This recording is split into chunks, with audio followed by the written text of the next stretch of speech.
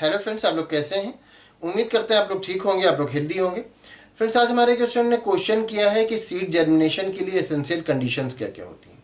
तो seed germination के लिए जो एसेंशियल कंडीशंस हैं, जो ज़रूरी कंडीशंस हैं, उसमें एक कंडीशन तो है वाटर, दूसरा कंडीशन है ऑक्सीजन और तीसरा कंडीशन है प्रॉपर टेम्परेचर।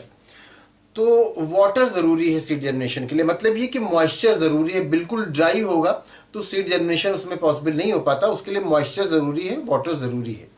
और सेकंड कंडीशन है जो ऑक्सीजन की, तो ऑक्सीजन भी ज़रूरी है सीड जर्मिनेशन के लिए। ऑक्सीजन के बगैर सीड जर्मिनेशन नहीं होगा।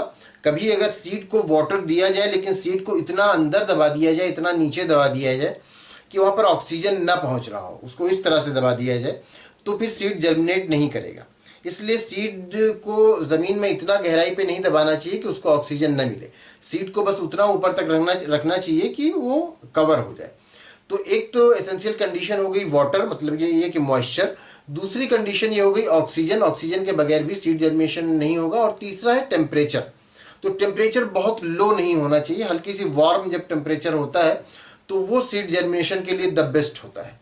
वार्म टेम्परेचर जो होता है हल्का सा, तो वो सीड जर्मिनेशन के लिए सबसे अच्छा होता है। तो ये थ्री कंडीशन सीड जर्मिनेशन के लिए ज़रूरी हैं।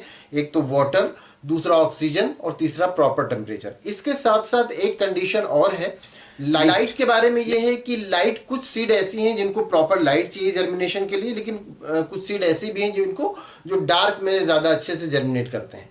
तो ये जो फोर्थ कंडीशन लाइट वाली बताई, तो लाइट में ऐसा नहीं है कि सभी सीड के लिए लाइट चाहिए। कुछ सीड के लिए डार्क ज़्यादा अच्छा होता है, डार्क ज़्यादा सुटेबल होता है। तो ये कंडीशंस सीड जर्मिनेशन के लिए हुई वाटर और ऑक्सीजन और टेम्परेचर। ये थ्री कंडीशंस तो सभी के लिए ज़रूरी हैं, सभी सीड के लिए ज़रूरी हैं। तो आपका जो क्वेश्चन है कि सीड जर्मिनेशन के लिए एसेंशियल कंडीशंस क्या है, तो ये थ्री कंडीशन सीड जर्मिनेशन के लिए ज़रूरी हैं। तो उम्मीद करते हैं आपको आपके क्वेश्चन का आंसर मिल गया होगा। अगर इसमें किसी तरह का कोई कन्फ्यूज़न है, कोई और क्वेश्चन है तो आप पूछ सकते हैं। Thank you.